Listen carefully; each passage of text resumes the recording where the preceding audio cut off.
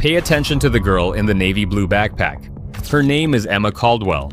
She's 17 years old, a junior at Riverside High School. It's Thursday, October 12th, 2023, and she's walking through the automatic doors of a Family Mart convenience store at 3:47 p.m. Watch her browse the drink cooler. She selects a bottle of green tea. She's smiling at something on her phone.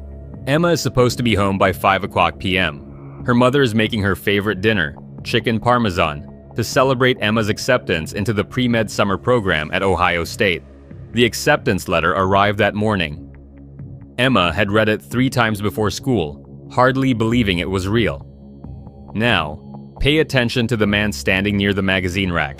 His name is Kofi Mensah. He's watching Emma. He's been watching her for 6 days. Within 2 hours, Emma's phone would be turned off forever. This was not a random encounter. It was a carefully planned abduction. Emma Caldwell was the kind of teenager parents held up as an example. She tutored younger students in chemistry. She volunteered at the Children's Hospital every Saturday morning. Her bedroom walls were covered with anatomical charts and acceptance letters from science camps. She wanted to be a pediatric surgeon. She had wanted this since she was 12 years old, when an emergency room doctor had saved her younger brother's life after a skateboarding accident. Her social media presence was minimal and purposeful. No party photos, no drama. Her Instagram account featured lab experiments, study notes, and inspirational quotes about perseverance. The most recent post, from that very morning, showed the Ohio State acceptance letter with the caption, "Dreams do come true if you work hard enough. Next stop, medical school." She was careful. She was responsible. She did everything right. At 3:51 p.m., Emma exited the Family Mart. Security footage shows her walking east on Riverside Avenue toward the bus stop. She's still looking at her phone. She's texting her mother, "Leaving now. Be home soon. Love you." The message delivered. Her mother saw it. She sent back a heart emoji and the words, "Can't wait to celebrate with you, sweetheart." It was the last communication Emma would ever send. At 3:54 p.m., a silver Honda Accord pulled alongside Emma at the intersection of Riverside and Oak Street. Traffic cameras captured the vehicle. The driver's side window was down. Kofi Mensah was behind the wheel. Witnesses would later tell investigators they saw a brief interaction. The man appeared to be asking for directions.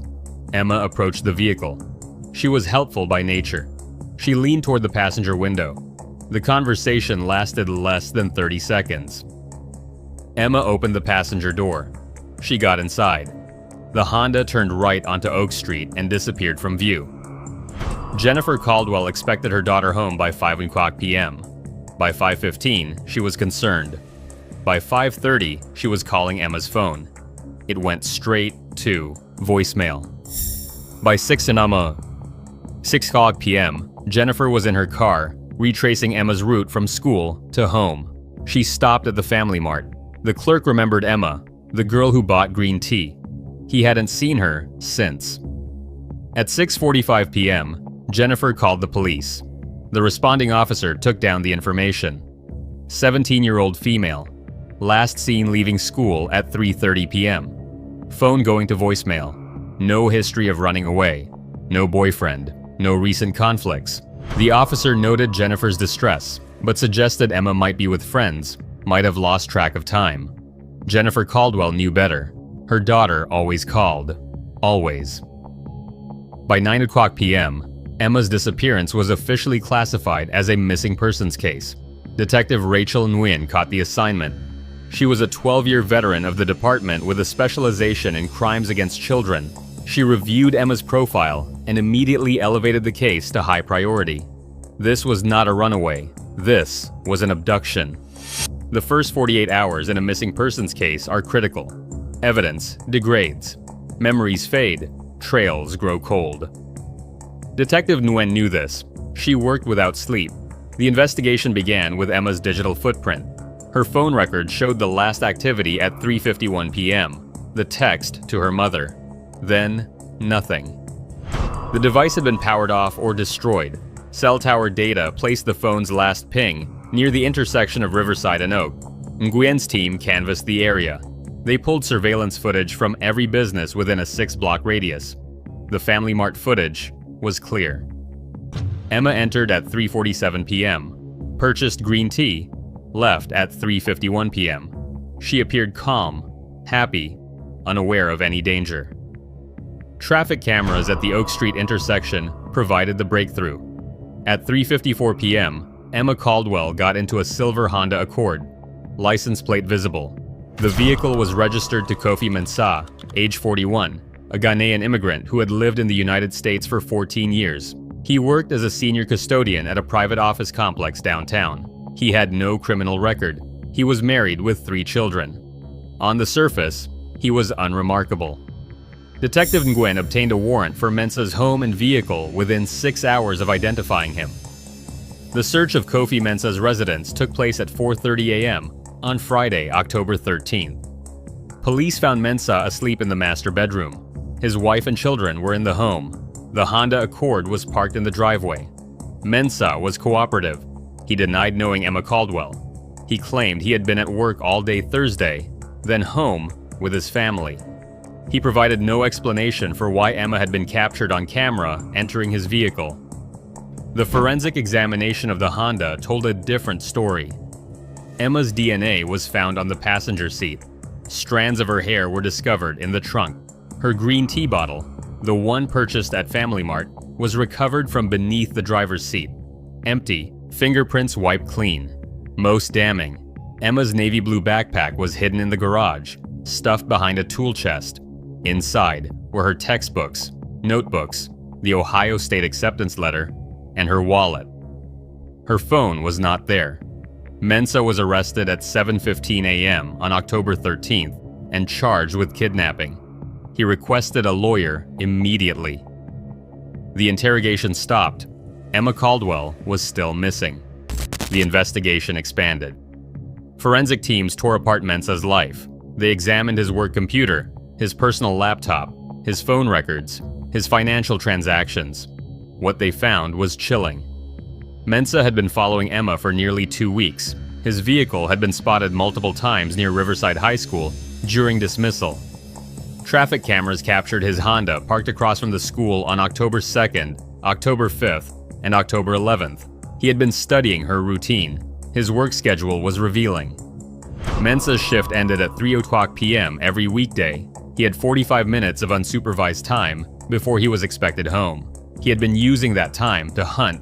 His laptop browser history showed searches for teenage girl walking alone, how long before missing person investigation, and disable cell phone tracking. The searches dated back 3 weeks. Investigators also found a folded piece of paper in his wallet. On it was written Emma's name, her school, and the words, "Smart, careful, challenge." This was not impulsive. This was predatory. Detective Nguyen needed Mensah to reveal Emma's location. Kidnapping victims have the highest survival rate when recovered within the first 72 hours. Time was running out. The interrogation resumed with Mensah's attorney present. Nguyen laid out the evidence methodically. The surveillance footage, the DNA, the backpack, the browser history, the note in his wallet. Mensah sat in silence for 2 hours. Finally, he spoke. He would provide Emma's location in exchange for considerations in sentencing. His attorney negotiated the terms. Mensah would plead guilty to kidnapping. In exchange, prosecutors would not pursue additional charges and would recommend a sentence on the lower end of the sentencing guidelines. The deal was approved by the district attorney within 40 minutes. At 6:20 p.m. on Friday, October 13th, exactly 51 hours after Emma's disappearance, Kofi Mensah provided GPS coordinates to a storage facility on the outskirts of the city, Unit 237. Police arrived with tactical units, paramedics, and Detective Nguyen. They cut the lock on Unit 237 at 6:58 p.m. Emma Caldwell was inside. She was alive. Barely. She was bound with zip ties at her wrists and ankles. Duct tape covered her mouth. She was shivering uncontrollably despite the mild October evening. She had been given no food or water since her abduction. She was disoriented and in shock. Paramedics worked quickly. They removed the restraints, assessed her condition, wrapped her in thermal blankets. She was transported to Memorial Hospital within minutes. Physical examination revealed bruising on her arms and legs, dehydration, and mild hypothermia. She had been sexually assaulted. The medical team collected evidence for the sexual assault kit. A child psychologist was brought in to speak with Emma when she was ready. Jennifer Caldwell arrived at the hospital at 7:45 p.m.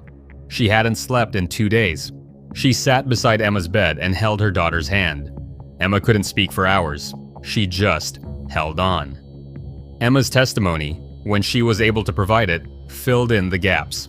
Mensah had stopped his vehicle and asked for directions to a nearby pharmacy. Emma had approached to help. When she leaned toward the passenger window, he showed her a photo on his phone. A little girl, he claimed, who needed emergency medication. He said the pharmacy was closed and he was desperate. He asked if Emma knew of another location. Emma, compassionate and trusting, got into the vehicle to use her phone's GPS to help him find an open pharmacy. Mensah locked the doors as soon as she was inside. He drove directly to the storage facility. He told Emma that if she screamed or fought, he would hurt her mother and younger brother. He knew their names. He knew where they lived. Emma believed him. She complied. The storage unit had been rented by Mensah 3 weeks earlier, paid in cash, under a fake name. It was soundproofed with foam padding. It contained a sleeping bag, bottled water, zip ties, duct tape, and a portable camping stove. It had been prepared in advance. Mensah kept Emma there for 51 hours. He assaulted her multiple times. He told her she reminded him of his daughter. He told her she should feel honored. He told her he would let her go when he was finished. Emma didn't believe he would let her go. She believed she was going to die in that storage unit. Kofi Mensah's case went to trial in March 2024. He had already pleaded guilty to kidnapping, but the district attorney added charges of aggravated sexual assault, unlawful restraint, and endangering the welfare of a child after Emma's full testimony. The defense argued that Mensah suffered from untreated mental illness, stemming from trauma he experienced as a refugee fleeing violence in Ghana. They presented evidence of his difficult childhood, his struggles to assimilate, his untreated depression, and anxiety. The prosecution acknowledged these factors, but emphasized the calculated, predatory nature of his actions. The planning, the surveillance, the prepared storage unit, the fake story to lure Emma into the vehicle. Assistant District Attorney Michael Torres was direct in his closing argument. Trauma may explain behavior. It does not justify it. This man hunted a child. He planned every detail. He knew exactly what he was doing. The jury deliberated for 4 hours. They found Mensah guilty on all counts. He was sentenced to 35 years in prison without the possibility of parole. Emma Caldwell did not return to Riverside High School. She completed her junior and senior years through an online program from home. She declined the Ohio State Pre-Med summer program. She couldn't imagine leaving her mother and brother for an extended period. She struggles with PTSD. Loud noises trigger panic attacks. She can't be in cars with men she doesn't know. She sees a therapist twice a week. She takes medication for anxiety and depression. But Emma is also a survivor. In 2025, she enrolled at a local community college with plans to transfer to a 4-year university. She's studying psychology now, not medicine.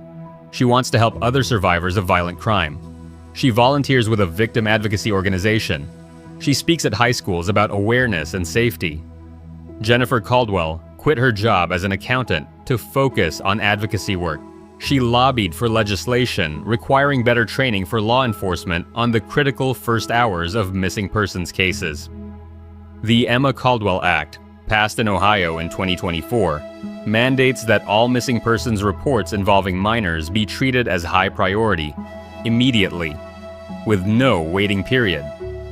Emma's younger brother, Lucas, struggles with guilt. He believes he should have protected his sister somehow, even though he was 12 years old and miles away when she was taken. He's in therapy too. The family moved to a new house in a different neighborhood. They needed a fresh start. The storage facility on the outskirts of the city remains operational. Unit 237 has been rented to different tenants since October 2023. The management declined to place a memorial marker. They said it would be bad for business. Emma knows this. She doesn't care about a marker. She's alive. That's what matters. On October 12, 2025, exactly 2 years after her abduction, Emma posted on Instagram for the first time in 2 years. The post showed her sitting in a college classroom, smiling, holding a psychology textbook. The caption read, "Still here, still fighting, still dreaming." Her mother commented first, a heart emoji and the words, "So proud of you, sweetheart." Emma Caldwell survived. She's rebuilding her life. She's reclaiming her future. Kofi Mensah will spend the rest of his life in prison.